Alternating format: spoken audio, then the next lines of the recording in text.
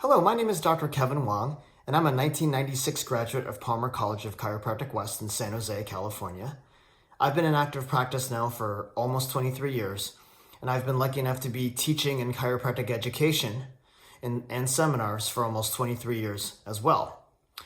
I would like to invite you to join me for my 12-hour program that I present that's called Mastering the Extremities and the Spine the Wong Way.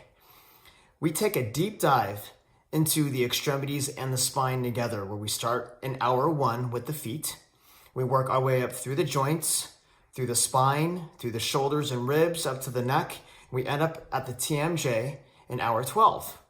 As we go through these areas, we talk about common clinically presenting symptoms and patterns for subluxation that patients will come into us with on a daily basis. We also talk about ways of treating these areas involving chiropractic adjustments and modalities and elastic taping and other types of things, of course, including orthotics and some home care and rehab. What's so much fun about this seminar is I get a chance to really go over a lot of hands-on setups and adjusting with you. I also get the chance to really show you that extremity adjusting can be easy and fun.